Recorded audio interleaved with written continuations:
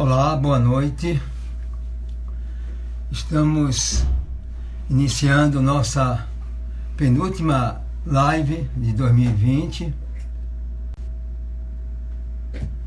Hoje substituindo a nossa querida amiga Jéssica, que está em viagem. E vamos falar hoje do tema do capítulo 10 do Evangelho segundo o Espiritismo.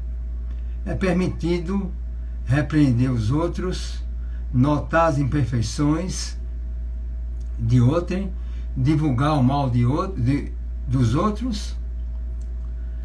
A live de hoje é com Lair Azevedo, e que já está aqui à nossa espera.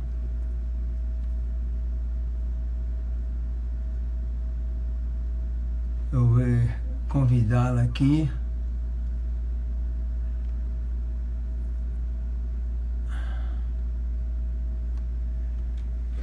Já enviamos o convite e agora aguardamos a Laís chegar.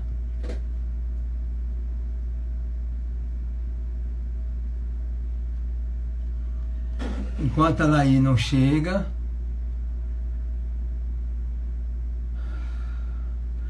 queremos desejar um Feliz Natal, um ano novo cheio de fé, de esperança, e que possamos continuar a nossa caminhada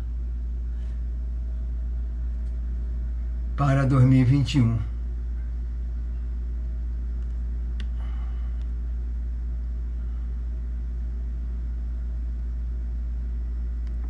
Vamos tentando aqui mandar o convite.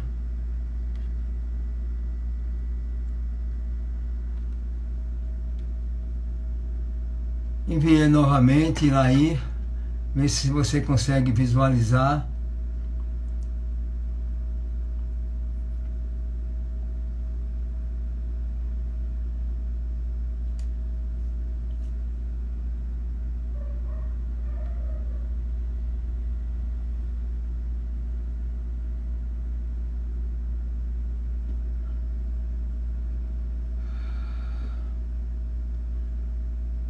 Bom, voltando aos nossos avisos de sempre.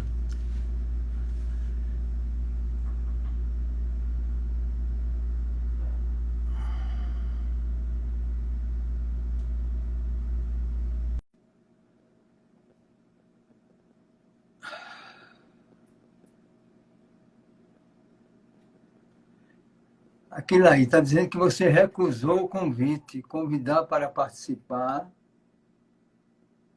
Lair, enviar solicitação.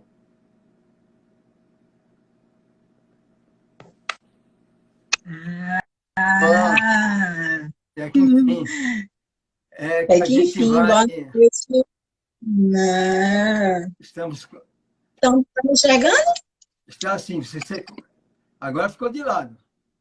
Editada? Então, deixa eu botar de pé de novo. Aí, agora está certo, aí está ótimo. Aumente um pouquinho para o seu rosto aparecer mais um pouco. Aí está ótimo, aí está ótimo. Tá bom? Tá bom. Deixa eu só dar alguns avisos aqui. Eu tive algumas dificuldades para entrar, mas informando, né, que nós vamos continuar com as nossas lives no dia 31, e enquanto tiver essas dificuldades de presenciais, nós vamos continuar assim. Lembrando também que aos domingos, às 19 horas, nós temos palestras através do Facebook. E neste domingo agora, o tema é o Ano Novo e Nós, com o companheiro Jorge Alarrá, lá de Rondônia. Com essas dificuldades presenciais, nós temos também as facilidades de trazer palestrantes de alto nível e de lugares distantes, como Rondônia. Então, lá, eu ia falando que comecei desejando um Feliz Natal a todos, um ano novo repleto de fé, de esperança, e que possamos ter confiança para superar as nossas dificuldades. Eu falei que o tema é do Evangelho segundo o Espiritismo, capítulo 10. É permitido repreender os outros, notar as imperfeições de outrem, divulgar o mal dos outros. Então, você quer fazer a prece final ou inicial? Tanto faz, você prefere o quê? Eu posso fazer a inicial e você termina com a prece final. Então, Ok. aqueles que assim desejarem, vamos fechar os olhos, nos conectando à espiritualidade maior, ao nosso querido Deus, ao Mestre amado Jesus, à espiritualidade amiga.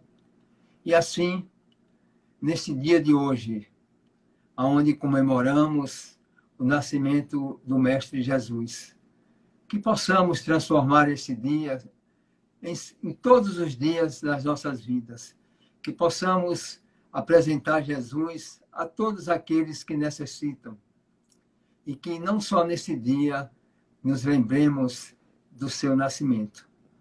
E assim, Senhor, te rogamos a nos envolver, a nos amparar por todo sempre. Que assim seja. Com você, Laí. Que assim seja. Boa noite a todos. Então vamos lá. Nós estamos no capítulo 10. Bem-aventurados os misericordiosos, porque obterão misericórdia. E a mensagem que o Kardec e os Espíritos nos trazem nesse capítulo é de não julgarmos os outros para não sermos julgados, é a de perdoar os nossos inimigos, é a de sermos indulgentes com as imperfeições alheias, é a de que devemos primeiro olhar e enxergar as nossas imperfeições, a nossa trave, para, ao invés de extrair o cisco do outro, é a de nos reconciliarmos com os nossos adversários, e é de que o sacrifício que mais agrada a Deus não é o jejum, não é a oferenda, nem as práticas exteriores, mas é o perdão e a reconciliação com os nossos adversários. E aí, embalados nessa sintonia da misericórdia, do perdão, Kardec pergunta: é permitido repreender os outros? É permitido notar as imperfeições dos outros? É permitido divulgar o mal dos outros? E essas são as 3 perguntas que fecham o capítulo 10, que é o tema da nossa conversa. E o espírito de São Luís, que é um espírito boníssimo, ele vai responder esses 3 questionamentos. São Luís, quando encarnado, ele foi o rei Luís IX, na França. E até hoje ele é considerado um dos melhores reis da França. Foi conhecido por sua bondade, por sua misericórdia. E São Luís contribui muito para a codificação, ele tem mensagens no Evangelho do Espiritismo, tem mensagens no Livro dos Espíritos. Inclusive, a última pergunta do Livro dos Espíritos é ele quem responde. Uma resposta belíssima. E depois vocês conferem. E é ele que vai responder essas 3 questões. Então, vamos lá. É permitido notar as imperfeições alheias? O que é notar? Notar é anotar, é observar, é reparar, é atentar, é olhar, enxergar.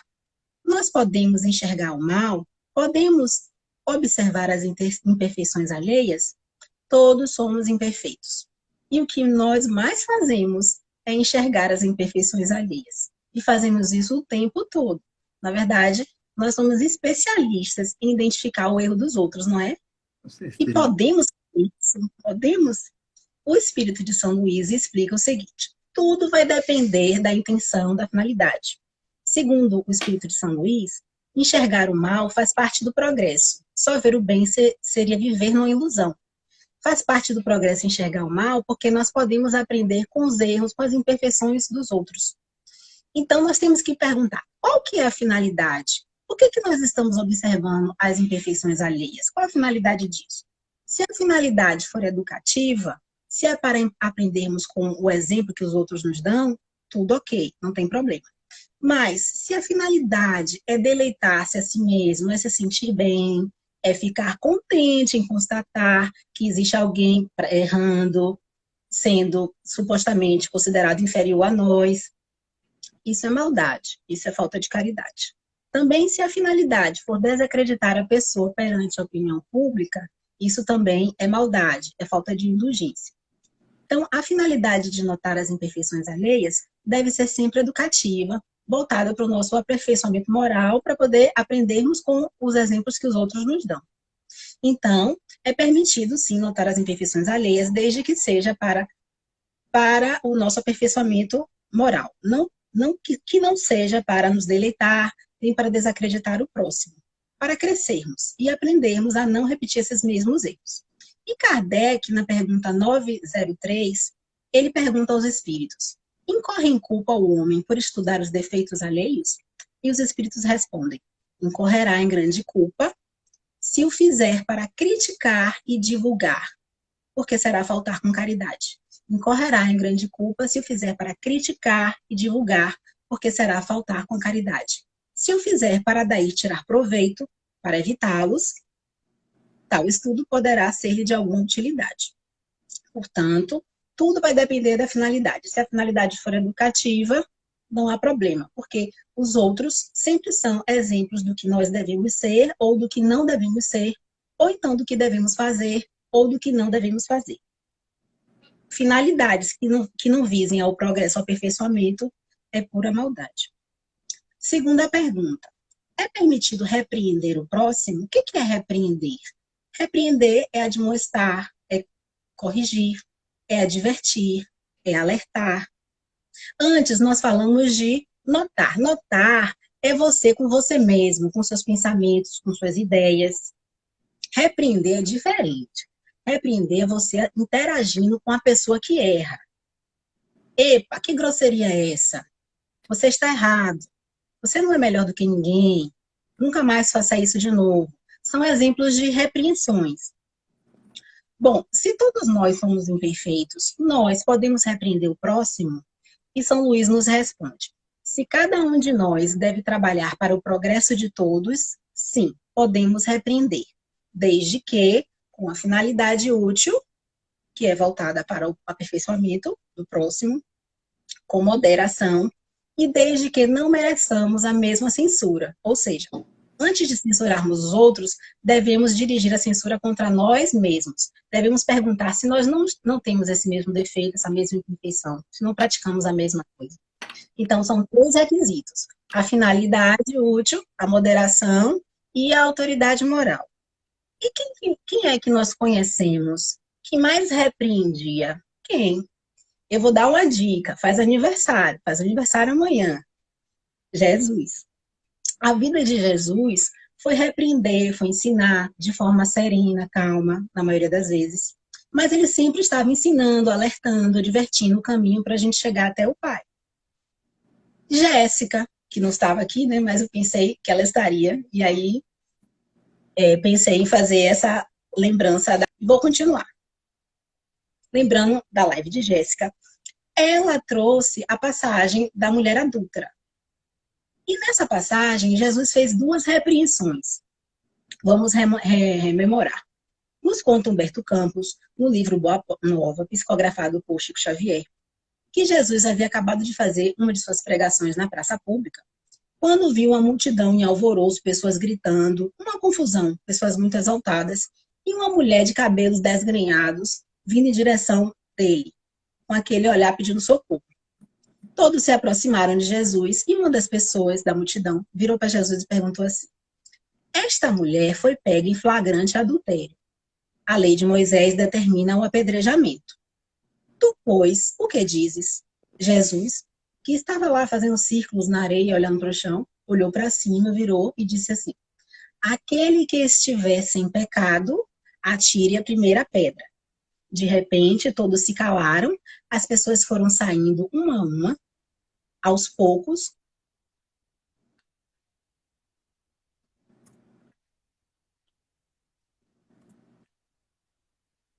Olhou para a mulher e perguntou: mulher, onde estão os seus acusadores? Ninguém te condenou? Ah, eu também não te condeno. Vá e não peques mais. Nessa passagem, Jesus traz, primeiro, uma repreensão aos acusadores da mulher adúltera. Uma repreensão à multidão que acusava a mulher adúltera, que queria apedrejá-la. ele falou assim: aquele que estiver sem pecado, atire a primeira pedra. Vejam que Jesus não falou: oh, não façam assim com a mulher adúltera, a lei de Deus é amar, devemos amar ao próximo, o que era a doutrina dele e o que ele poderia ter dito. Mas ele não disse isso, ele falou: aquele que estiver sem pecado, atire a primeira pedra. Jesus quis mostrar que todos nós somos imperfeitos e que não devemos julgar, nem condenar, nem censurar os outros antes de olharmos para nós mesmos. Então, foi uma repreensão para os acusadores. E, na sequência, ele repreende a mulher adúltera quando ele fala: vai, não peques mais. E repreensões como essa tem milhares no Novo Testamento. A vida de Jesus foi repreender e nos advertir. São muitas lições. E é impossível a gente enumerar aqui, numa live de 40 minutos. Veja que o Porto da Paz está há 37 anos falando no Mestre Jesus, divulgando os ensinamentos dele. Como é que eu posso aqui em 40 minutos falar tudo? É impossível. Então, fica aqui os parabéns para o Porto da Paz, que também faz aniversário esse mês de dezembro, no dia 14. Parabéns a toda a equipe espiritual e de trabalhadores encarnados que há 37 anos replicam os ensinamentos de Jesus, honrando os exemplos que ele deixou, principalmente dando alimento ao corpo físico e o alimento também da alma, aos espíritos encarnados e aos espíritos encarnados, aliviando o sofrimento de todos, suavizando o caminho de cada um. Então, parabéns ao Porto da Paz. Então, voltando para a repreensão. Não tem como enumerar tudo, mas vamos rememorar uma passagem bem importante. Nos conta Humberto Campos, no livro Boa Nova, que na última ceia, Jesus antecipa os acontecimentos vindouros, o calvário dele. Ele estava advertindo aos apóstolos que a profecia prevista nas Escrituras Sagradas estava próxima de acontecer, porque o Calvário estava previsto no Antigo Testamento. E Jesus, ele se despedia. E ele estava dizendo que o reino de Deus esperava ele. E ele começou a falar sobre o reino de Deus. Os apóstolos, maravilhados com aquela promessa de um reinado venturoso, começaram a discutir o que seria o reino de Deus. Na cabeça deles, o reino de Deus era como se fosse um reino material mesmo, como tinha na época o reinado de César. Um trono, com desfile. Então, eles pensavam que quando Jesus fosse o rei, eles iam fazer uma marcha, iam desfilar, iam demonstrar os poderes que ele tinha para convencer os doutores da lei, etc.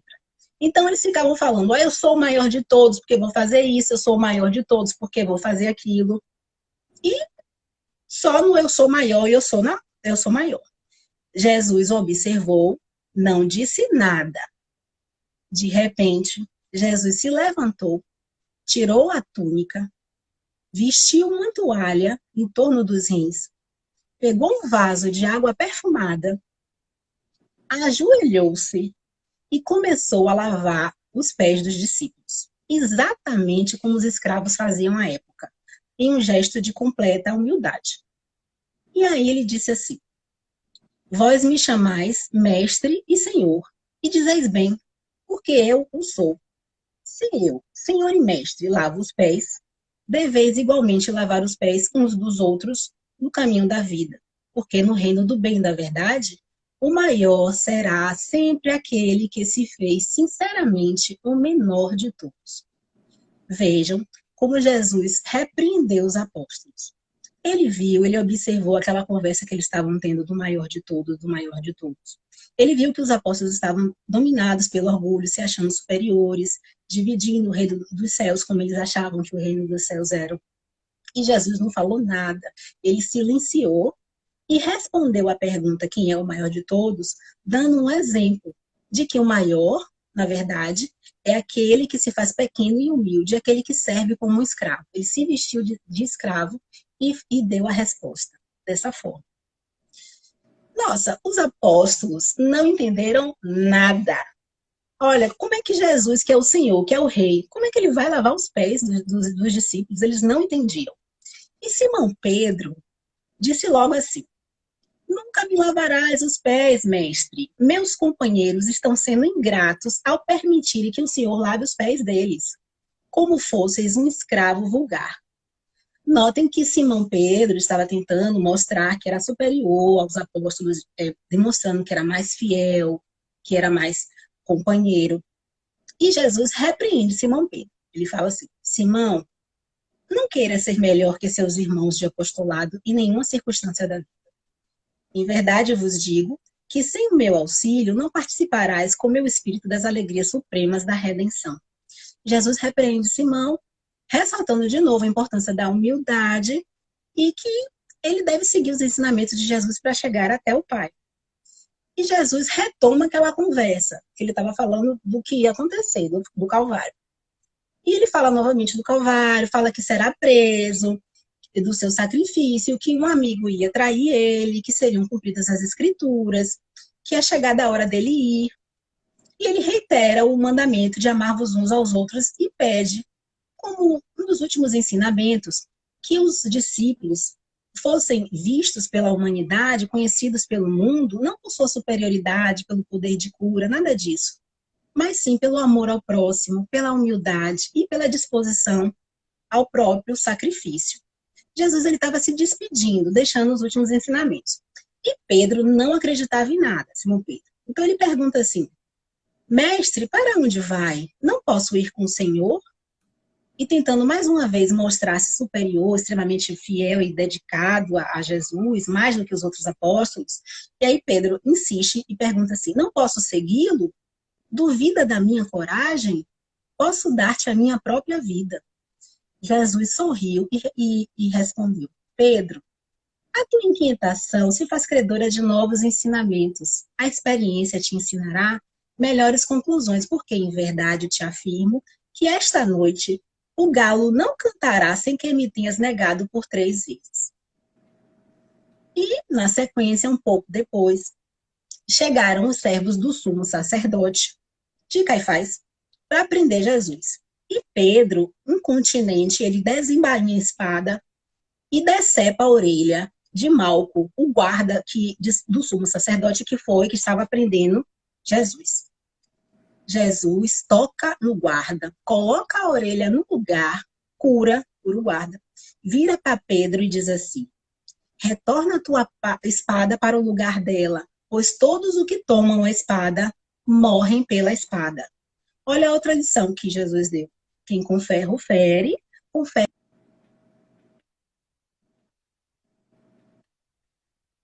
Jesus continua. E não colocaria ao meu dispor mais de 12 legiões de anjos? Era como se ele falasse assim para Simão: você acha que eu não poderia me libertar se eu não quisesse? Essa é a vontade do meu Pai. Pois como se cumpririam as escrituras que dizem deve assim acontecer? Eu estou aqui para cumprir a vontade do meu Pai. Então, mais uma vez, Jesus dá a lição e a repreensão da humildade perante a Deus, da submissão da vontade de Deus. E o resto vocês já sabem. Jesus foi traído por seu amigo, Jesus foi preso, ele foi negado pelo outro amigo por 3 vezes, ele foi ferido, bateram nele, ele foi humilhado, cuspiram nele, zombaram dele. Ah, você é rei? Então, toma aqui sua coroa. Aí colocam uma coroa de espinhos na cabeça de Jesus. Ele foi muito machucado, ele carregou a cruz, ele sofreu muito. E tudo isso sozinho, viu? Na solidão. Ele foi abandonado pelos amigos. No momento da prisão, os apóstolos desapareceram. Só quem ficou lá foi Simão Pedro e João. E depois chegou Maria, que estava em outra cidade, com Madalena. Então, ele estava sofrendo tudo isso sozinho. E eles observaram, esses que ficaram, observaram de longe. Então, Jesus sofreu muito. E o que Jesus fez? Jesus que tinha o poder de transformar água em vinho, Jesus que andava sobre as águas, Jesus que controlava tempestades, Jesus que multiplicava pães e peixes, Jesus que levantou Lázaro do sepulcro, Jesus que curou cegos de nascença e fez vários outros milagres. O que foi que Jesus fez ao ser vilipendiado? Ele não revidou. Ele não revidou. Apesar de todo o poder que ele tinha, ele não revidou, nem com ações, nem com pensamentos, nem com palavras, deixando um exemplo do perdão para a humanidade. E mais do que isso, ao morrer, quando foi crucificado, quando estava na beira do desencarne, abriu-se um leque de raios luminosos no céu, e os anjos desceram para buscá-lo. E no sopro final, Nas últimas palavras, Jesus cochichou no ouvido do anjo e disse assim, nas suas derradeiras palavras: socorre Judas, porque Judas havia acabado de se suicidar. Então, Jesus, ele não deu apenas o exemplo do perdão para a humanidade, mas sim também o do amor aos inimigos. Jesus suportou todo esse sofrimento sozinho. E hoje, como estamos 2000 anos depois? Reclamando de tudo, abalados e arrasados por qualquer coisa, um fim de um casamento, uma doença, uma morte de uma pessoa amada, um prejuízo econômico, qualquer acontecimento que nos contrarie, nós ficamos arrasados, sentindo uma dor insuportável, um sofrimento atroz. Nós nos desesperamos como se fosse um verdadeiro calvário. Vejam que qualquer dor que tenhamos não chega nem a 10% do que o Cristo sofreu. E nós, por muito menos, nos desesperamos, perdemos o equilíbrio, a fé, nos revoltamos e queremos revidar e nos vingar dos outros. Olha como nós estamos há 2000 anos depois. Então, voltando para a repreensão, senão a gente não termina. Então, a vida de Jesus era repreender, advertir as pessoas. Às vezes de forma suave, outras mais enérgicas, mas sempre esclarecendo, sempre ensinando o caminho para a porta estreita, para o reino dos céus, para as leis de Deus. Ele sempre queria corrigir o mal, colocar as pessoas no caminho do bem. E ele sabia o que fazia e a repreensão dele era eficaz. E como é que Jesus fazia essa repreensão?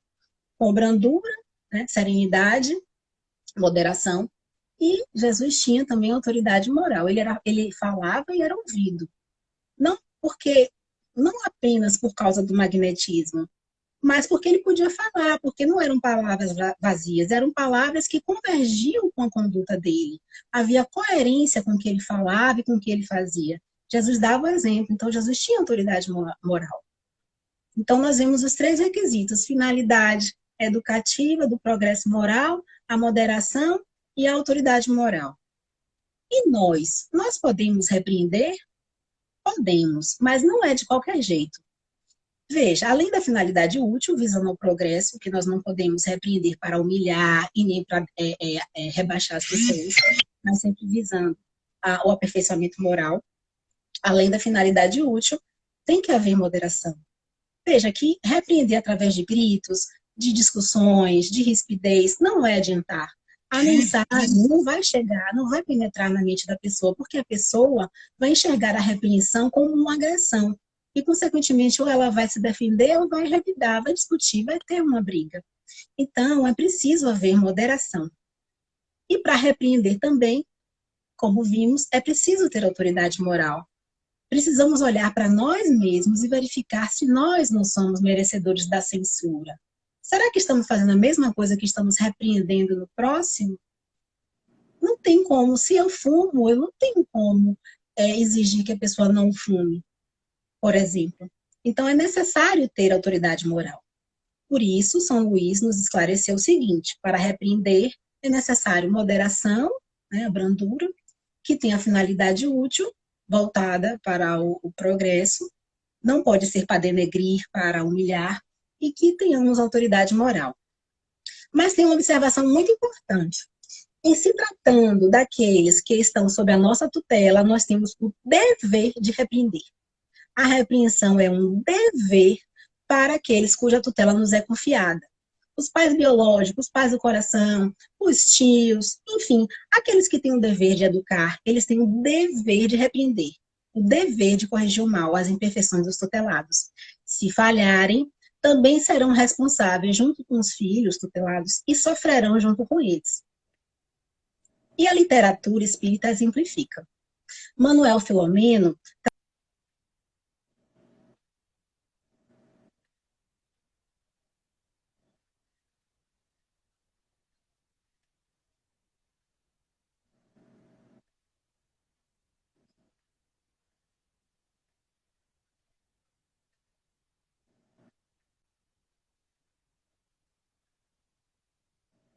para um tipo de perversão sexual como sadismo, que inclusive leva o nome dele, Marquês de Sade. Sadismo vem de Sade, de Marquês de Sade. Enfim, o Marquês de Sade, ele aprontou bastante e adquiriu débitos, que prejudicou muitos, tanto encarnados quanto desencarnados, tanto em vida quanto depois que ele morreu. Porque, após o desencarne, ele vai dirigir uma cidade do sexo lá no umbral e apronta também por lá. Só que a mãe do Marquês de Sade, a Madre Clara de Jesus, ela ocupava moradas elevadíssimas, ela habitava em mundos felizes, mas estava sempre sofrendo, sempre preocupada com o filho, sempre intercedendo por ele, tentando ajudá-lo, sentindo-se sempre responsável pelos desvios dele, e sempre sofrendo. E os mentores espirituais, após os apelos da Madre Clara, conseguem promover o encontro dos dois, do Marquês de Sade com a mãe. E ela convence ele a resgatar os erros dele, a corrigir as imperfeições, a reencarnar e reparar todo o mal feito, e se corrigir os vícios e tudo mais. Então, a Madre Clara, ela renuncia às regiões, o esplendor, digamos assim, né? Que chique, das regiões felizes, e se compromete a reencarnar com o seu filho, com o Marquês de Sade vindo como seu filho, e também com problemas mentais nessa encarnação e de funcionamento dos órgãos genésicos. Então, os pais, os tutores, eles têm o dever de repreender os tutelados. E os espíritos respondem na questão 582 do Livro dos Espíritos que, se os tutelados ou filhos vierem a sucumbir por culpa dos pais, estes suportarão os desgostos resultantes dessa queda e partilharão dos sofrimentos do filho na vida futura, por não terem feito o que lhes estava ao alcance para que ele avançasse na estrada do bem. Então, a repreensão, ela é muito importante. Na verdade, a repreensão, ela age como um instrumento de progresso moral, porque ela adverte o erro. A partir de quando nós enxergamos o erro, nós podemos nos corrigir e, consequentemente, evoluir, fazer reforma íntima. Então, na verdade, a repreensão é um despertamento para o autoconhecimento e para a reforma íntima. Basta olharmos o efeito que a repreensão faz, basta olharmos a trajetória de Simão Pedro. E aqui, quem nos guia é Denise Lino no livro Humano, Demasiadamente Humano, onde ela descreve com minúcias a transformação moral de Pedro. Simão Pedro, carinhosamente apelidado por Jesus de Cefas, Pedra porque duro, rígido, dureza, rigidez, cabeça dura. Era uma pessoa antes de conhecer Jesus e outra depois que Jesus desencarnou. E outra depois que ele começou a internalizar as repreensões e os ensinamentos do Cristo com a morte do Cristo. Eles estavam sempre juntos. Jesus morava na casa de Simão Pedro. Eles faziam as refeições juntos. Eles eram best friend, um em carne. Então, Pedro estava presente em todos os ensinamentos de Jesus. E Pedro presenciou tudo e aprendeu. E o que aconteceu? Aquele Simão Pedro pedra, aquele Simão Pedro orgulhoso que perguntou a Jesus, o que eu ganho em segui-lo? Olha o que ele perguntou para Jesus. Aquele que se achava superior moralmente, que condenava a Madalena, que não suportava a presença de Madalena, que se achava melhor que os outros apóstolos, como nós vimos na última ceia. Aquele Simão Pedro que tinha dificuldade de compreender os erros, as falhas dos outros. Aquele que não se conformou quando Jesus foi jantar na casa de Zaqueu, o chefe do cobrador dos impostos. Aquele que achou ruim quando Jesus conversou com a samaritana. Aquele Pedro que não queria que Jesus curasse a filha da estrangeira, porque a mulher era uma estrangeira. Ele utilizou todas as repreensões e ensinamentos de Jesus para fazer sua reforma íntima, para se modificar, e ele se modificou. Já no final da sua vida, quando Simão foi preso, ele não tinha mais aquele medo que o fez negar Jesus por 3 vezes. Ele já possuía uma fé inabalável. Ele se tornou humilde.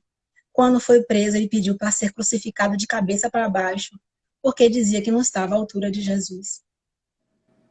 Ele se tornou misericordioso. quando ele foi preso, ele encontrou Malco. Malco, aquele guarda que nós falamos há pouco, que ele havia decepado a orelha quando prendeu Jesus. Pois é, no momento que ele foi preso, ele encontrou Malco. Quando ele viu Malco, ele se ajoelhou e pediu perdão a ele. Então, Simão Pedro, ele se transformou.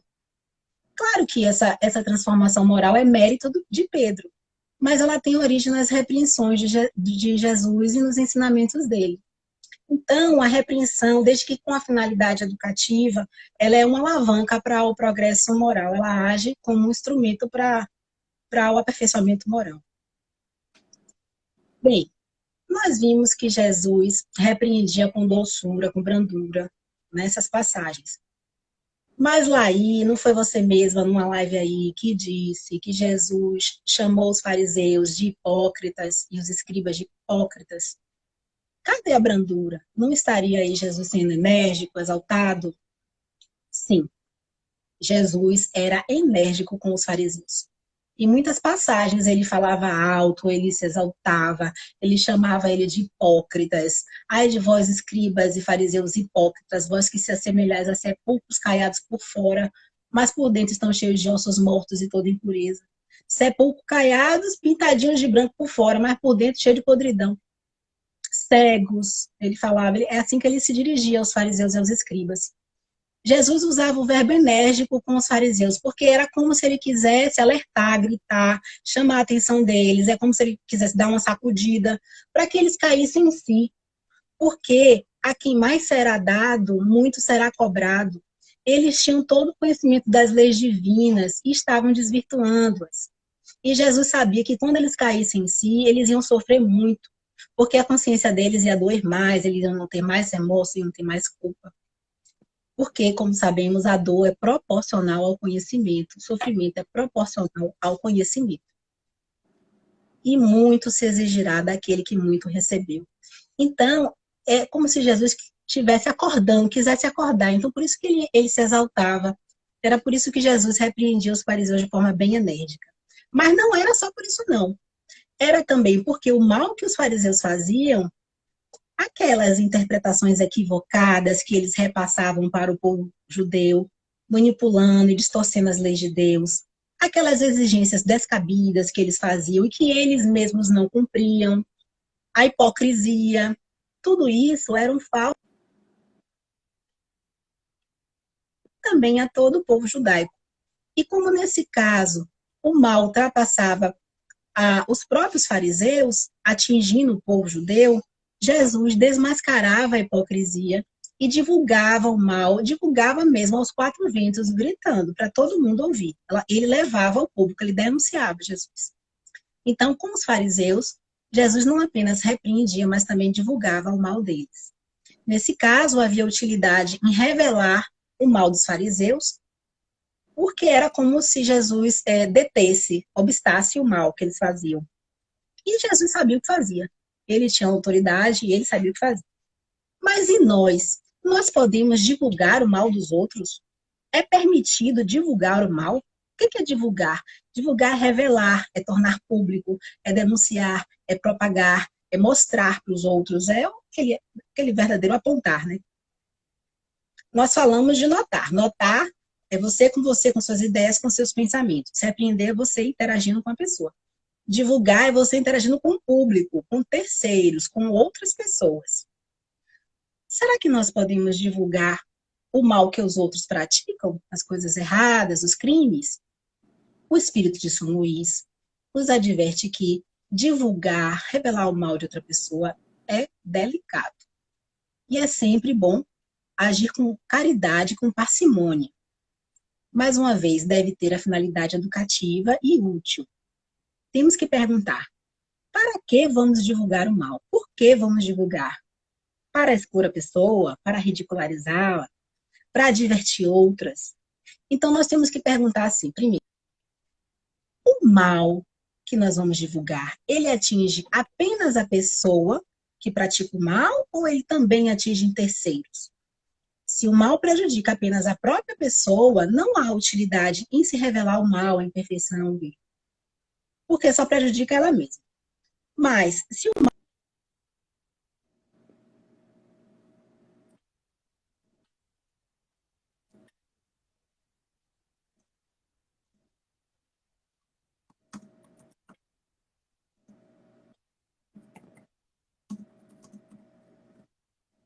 as vantagens e as inconveniências de se revelar o mal e a caridade. Então, quais são as consequências se eu revelar o mal? Outras pessoas seriam atingidas, a vítima seria exposta, e é muito delicado, porque ao divulgarmos o mal, corremos o risco de também estar praticando o mal, de prejudicando pessoas. Então, revelar o mal é delicado e devemos agir sempre com caridade, medindo as consequências, pesando na balança as vantagens e as inconveniências de se revelar o mal. Então, nós vimos que notar as imperfeições alheias nós podemos, desde que a finalidade seja útil, o progresso. Repreender, nós podemos repreender também, desde que a finalidade seja útil, que haja moderação, que também tenhamos autoridade moral. Não pode haver nem notar, nem observação, nem repreensão para nós querermos humilhar as pessoas, nem diminuí-las, nem nos sentirmos superiores. Sempre com a finalidade útil do progresso. Mas, em relação a divulgar, a coisa é mais embaixo. É possível para evitar que terceiros se tornem vítimas, mas é delicado. Devemos sempre agir com caridade. Então, assim, como é que nós poderíamos, em que circunstâncias, me dê exemplo, já que é tão delicado assim, para poder divulgar, de quando nós deveríamos divulgar o mal. Então, nós lembramos aqui das obras espíritas. As obras de Emmanuel, de Filomeno, André Luiz e tantas outras. O que esses espíritos fazem nos livros? Eles notam, eles observam os erros dos outros, anotam tudo, divulgam e publicam para nós, mas para que nós aprendamos com os erros deles, para que nós aprendamos o caminho do bem, para que nós aprendamos a doutrina espírita, a doutrina do Cristo. Vejam que é importante esse olhar observador e é importante a divulgação, mas tem que ter a finalidade, né? E é muito importante. Do que seria de nós, o que seria de nós sem essas obras espíritas? Me diga. Mas tem que ter a finalidade educativa. Vejam que eles relatam histórias passadas de pessoas que não estão mais encarnadas, ou então, quando estão encarnadas, nós não conseguimos identificar quem são essas pessoas. Então, há uma preservação com a imagem, com a privacidade. Vejam que no livro Sexo e Obsessão, Filomeno, ele nos revela a história do padre Mauro, que pratica crimes. E ele diz que o padre Mauro está atualmente encarnado. Mas nós não temos como identificar quem é esse padre Mauro. Entendem? Então é algo que há uma preservação da imagem da intimidade. Há uma preocupação nesse sentido. Então, é possível, mas preservando a imagem e com a finalidade educativa. E vamos ver o que Filomeno falava desse padre Mauro, que também nós conseguimos ver como é delicada a questão de revelar o mal. Bora ver o que Filomeno nos conta. Filomeno nos conta que padre Mauro, desde vidas passadas, trazia consigo a perversão sexual, a pedofilia. E encarnado, ele era alvo de atroz obsessão. Praticava por antigo inimigo de vidas passadas. E ele, né, o obsessor, estimulava os impulsos sexuais do padre e as más inclinações dele. Padre Mauro vivia em tormentos e angústias. Sempre estava tentando controlar seus impulsos sexuais. Certo dia, padre Mauro, cedendo às más inclinações e às sugestões obsessivas, trancou-se em uma sala com um aluno do instituto educacional que ele lecionava. E, quando estava quase consumando o crime, ele foi surpreendido em flagrante pela diretora da escola. Eles ainda estavam vestidos, né? Era uma tentativa. A diretora ficou chocada. Imediatamente determinou o afastamento do padre, marcando uma reunião com o mesmo no dia seguinte. Foi para casa e ficou martelando o que ela devia fazer, porque, afinal de contas, era uma situação muito grave e que exigia uma punição. E ficou martelando o que ela fazia, se ela contava para os pais, para todo mundo, se ela contava para todo mundo da escola, se ela contava para os pais do aluno, se ela contava para o bispo. Ela ficou sem saber o que fazer e foi dormir. No desdobramento do sono, os mentores espirituais conversam com a diretora e sugerem que ela reportasse o fato criminoso à autoridade religiosa superior, que iria estudar e solucionar o caso. mas que narrasse os fatos com serenidade, sem alarde, sem comentários escabrosos e sem divulgações para o público. Claro que exigindo a imediata transferência do padre. A diretora acordou com aquela sugestão na mente e resolveu contar para o bispo, anuiu com a sugestão. E assim foi feito. Ela reportou a situação para o bispo, e o bispo também optou, embora a gravidade excepcional desse fato, por não dar notoriedade, não publicar, não mostrar para outras pessoas, para o público, não divulgar. O bispo tomou as medidas punitivas em relação ao padre, divulgação ao público. Então, vemos que o crime praticado pelo padre ele foi divulgado apenas para a autoridade responsável e capaz de cessar a prática do mal e de punir o infrator. Não houve notoriedade, não houve exposição para o público, nem para a comunidade local.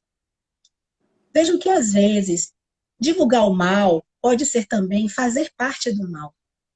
Pode ser praticar o mal também. E podemos estar prejudicando pessoas. E é muito delicado. De que adiantaria revelar o crime do padre para todo mundo, para publicar na imprensa ou para os alunos? Só ia provocar alarde. Quais seriam as consequências? Os pais iriam tirar os filhos da escola, a escola ia fechar, os alunos carentes iriam ficar sem o ensino, a vítima ia ficar exposta e alvo de comentários. Então, os mentores espirituais, eles pesaram as consequências e as desvantagens e entenderam pela não divulgação desse fato criminoso. Então, essa questão de divulgar o mal dos outros é delicada e é muito atual. Basta nós abrirmos o WhatsApp, Instagram, Facebook, quantas mensagens são repassadas denunciando o mal que os outros praticam. Quantas publicações são feitas noticiando os erros e as falhas dos outros? Recentemente, eu mesma recebi uma foto de uma pessoa, embaixo tinha o nome dela e mais embaixo tinha um artigo do Código Penal. Então, vejam como estamos. E o pior é que nós recebemos essas mensagens e repassamos as mensagens, não é? E o engraçado é que ninguém publica e nem repassa, e nem divulga os próprios erros, as próprias falhas. Mas por que estamos fazendo isso? Qual que é a finalidade? É de humilhar? E outro dia uma pessoa falou assim, eu acho pouco, viu? Fulano tem que pagar mesmo. Todos precisam saber, a justiça tem que ser feita. E pensei, será que divulgar os erros, os crimes, o mal dos outros no WhatsApp, ou sei lá, aonde no Facebook, é fazer justiça? A justiça divina não é a justiça de Moisés, não é olho por olho, dente por dente. Se Deus erige como primeiro mandamento a lei do amor, amar a Deus e amar ao próximo como a si mesmo, como que você vai destruir, massacrar, castigar, aniquilar, humilhar o pecador que é o próximo?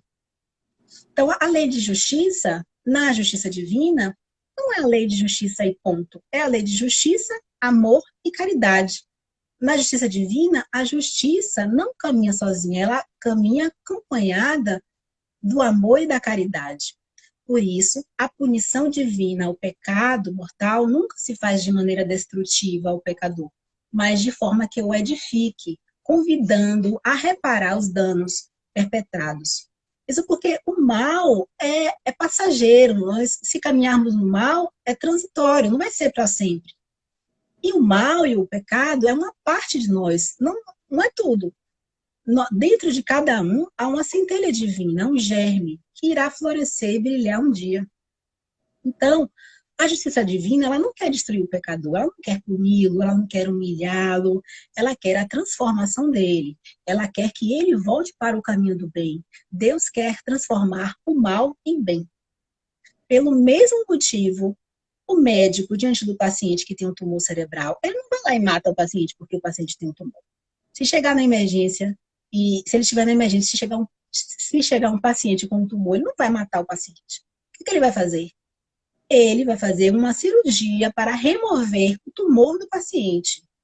E é assim, para que o paciente fique curado, para remover o mal. E é assim que Deus age. E é assim que a justiça divina é feita, removendo o mal e reabilitando o pecador. Ah, mas e o pecador? Ele não vai pagar pelo que fez? Claro que ele vai pagar, e vai pagar sim, mas com ações edificantes no bem, em auxílio para a comunidade, e não com humilhações, entendem? E o que é isso? Isso se chama misericórdia divina. Misericórdia é menos rigor, menos rigidez, menos impiedade, menos intransigência, menos incompreensão, menos intolerância para com os erros alheios. E mais sentimento, mais amor, mais caridade para com o próximo. E a mensagem que o capítulo 10 nos traz é de que devemos ter misericórdia com as imperfeições e com os erros alheios dos outros.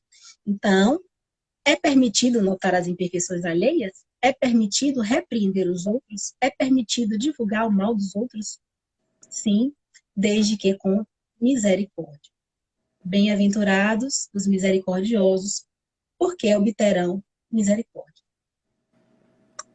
Ok. Parabéns, Laí, pela bela mensagem. E agora a prece final para a gente fechar com chave de ouro. Então, oremos. E assim desejar, feche os olhos. Divino Pai, Criador, Deus de infinita bondade e sabedoria. Obrigada por estarmos aqui, Pai. Obrigada por ser misericordioso conosco e nos permitir de estarmos aqui no planeta Terra com a oportunidade de resgatarmos todo o mal que fizemos, com a oportunidade de nos corrigir, de crescer e de evoluir. Muito obrigada, Pai. Amigo Jesus, obrigada pelos seus ensinamentos, pelos seus exemplos. Muito obrigada.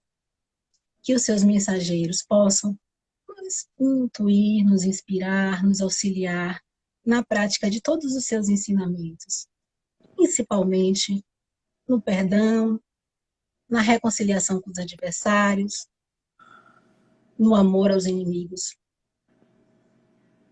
Pai, amigos espirituais, que no momento de dor e de sofrimento, que possamos lembrar de todo o calvário que Jesus passou e que possamos perceber que nada se compara ao sacrifício que Jesus fez em nosso favor, em favor da nossa humanidade.